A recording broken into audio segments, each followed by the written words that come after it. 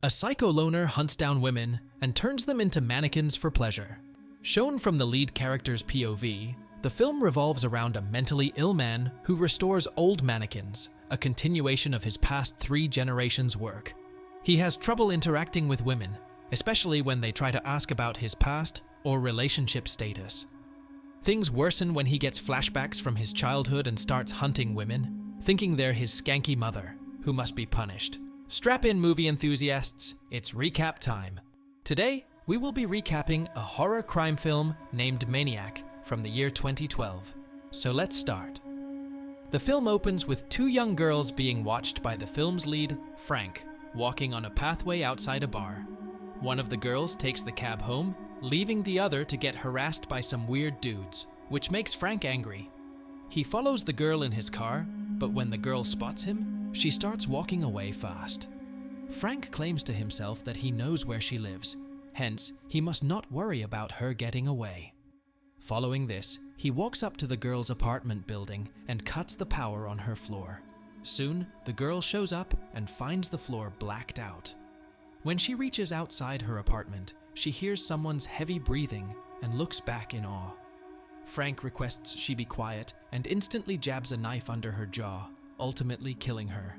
He takes out the knife from the jaw and uses it to skin her scalp right away, which he takes with him. Up next, he joins a dating app to pick up his next victim, Lucy. He meets up with her at an Indian restaurant. When Lucy asks Frank about his relationship status, his migraine gets triggered. He hears a pitchy noise in his head, and his vision starts to blur out from the corners of his eyes, so he excuses Lucy and rushes to the bathroom. There, he takes his medicine and washes his face. Later, he offers to drop Lucy off at her place, which she appreciates. Showing basic courtesy, she asks Frank if he wants to join her in her apartment. He hesitantly agrees and walks into her apartment with her. Lucy starts getting freaky with him and undresses herself. When she tries to get closer to Frank, he chokes her but immediately pulls himself back. Lucy finds it hot, so she starts getting intimate with Frank. Finally, Frank's strong urges overpower him and choke Lucy to death. Afterwards, Frank is seen referring to himself as a second person, blaming him for getting in his way and not letting him have any girls. He picks up a shaving blade and skins her scalp along with her hair. He gets sick of his act, so he runs to the bathroom and vomits in the toilet. He starts to panic, but he manages to calm his nerves and go back home. There, he introduces a new mannequin, which looks exactly like Lucy. He takes out Lucy's bloodied hair, along with the scalp, and nails it down on the mannequin's head. He then introduces Lucy's mannequin to the one that's lying under his bedsheets. It turns out to be another mannequin that has his first victim's scalp and hair. For Frank, the mannequins are pretty much alive, so he tells them to get along. When the mannequin under the sheets doesn't respond, he gets mad and starts hitting it with a lamppost while claiming it to be like the others. He goes to the bathroom, catches his reflection in the mirror, and breaks it with a single punch. Simultaneously, he gets a flashback of his childhood, brushing his mother's hair gently, and her looking back at him. The next morning, Frank wakes up and finds someone taking pictures from outside his mannequin shop, which is at the front of his living space. He opens the gates and interacts with the girl. The girl claims to be an artist who takes pictures of mannequins for work. She shows him her work and requests that he let her take pictures of his mannequins up close. He invites her in to show his work. The girl gets fascinated and requests that she rent some of his mannequins for one of her art shows in a new gallery. He says that he tries to find a permanent home for the mannequins rather than renting them out. She still introduces herself as Anna and writes him her number, hoping he will agree to rent the mannequins. When she leaves, Frank goes back to his room and watches both his mannequins mingling while houseflies buzz over their rotting scalps. He sprays mosquito repellent for the flies and walks to the bathroom to clean his hands, all while having a mental breakdown. The following day, Frank goes out to hunt a new victim for his psychotic urges. At the end of the day, he comes across a girl who does acrobats. He sneaks into her dressing room's cupboard and watches her moisturize her bare upper torso. When the woman goes closer to the cupboard, her friend shows up and distracts her. The woman leaves the place with her friends, who walk her to a subway station. On the train, she feels weird being stalked by Frank, so she walks out. She runs back up to a closed mall and later onto the streets. Frank corners her in a parking lot. The woman screams for some help, but Frank closes the gates with a metal bar and starts hunting her like a predator. He makes his final move from under a car and cuts open one of the woman's ankles. She falls to the floor, screaming and shouting, but Frank shows no mercy and stabs her with a knife until she dies. He then skins her scalp, which brings him the most pleasure. The next day, Frank has Anna over. She pictures him while he works with his mannequins and talks about their history. He then takes Anna outside and shows her the mannequins she wanted to rent, placed inside a van. Anna loves them and offers Frank to have lunch with her. He agrees, goes to a lake park with Anna, and has a sandwich with her while discussing her work. Unbeknownst to Anna, she triggers Frank's migraine by inquiring about his girlfriend. He claims to have no girlfriend and runs away to get meds, leaving Anna worried. He struggles to reach a medical store from where he gets a nasal spray, a fast migraine reliever compared to the pills he usually takes. Upon getting home, he watches news of his murders on the TV, alongside one of his newest mannequins with a rotting scalp. As the cops are figuring out his pattern, he sprays mosquito repellent around to keep the flies away from the mannequin. There, he gets a flashback of his mother, who is getting intimate with two men at the same time, and Frank watching her from inside a cupboard. His mother spots him in the cupboard and signals him to stay quiet while she gets it on with two men. Left traumatized, Frank shows up to Anna's workplace and calls her on the phone.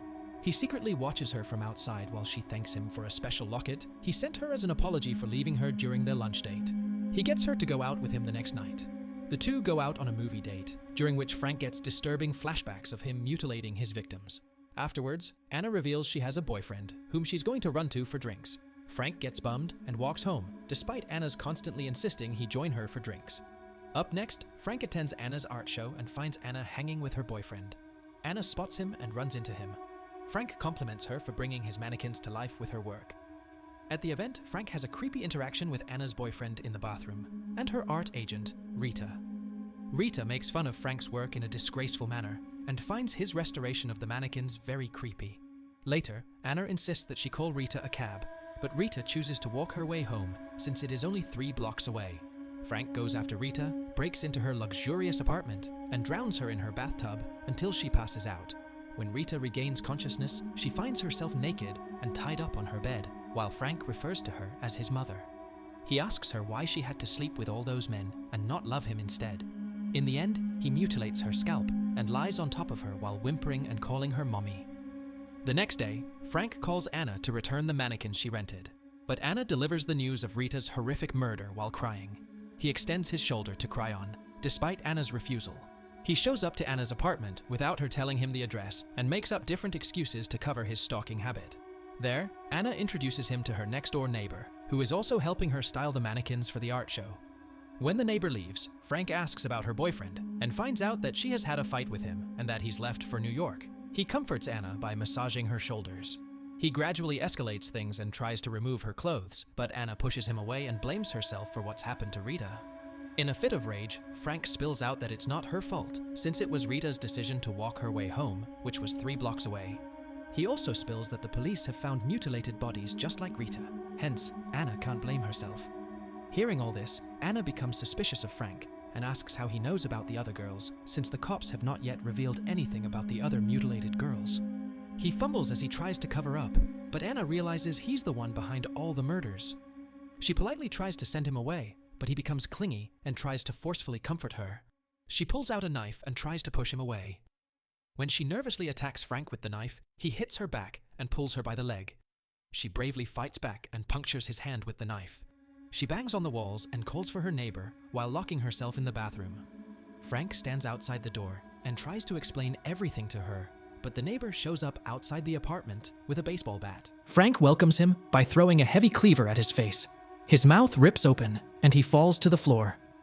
Anna becomes scared hearing the sounds and tries to ask if the neighbor is okay, but the psychotic Frank tells Anna there is no neighbor. Soon, the neighbor gets on his feet and hits Frank with the baseball bat from behind. Frank overpowers him and throws him in the bathroom door's direction, breaking open the door.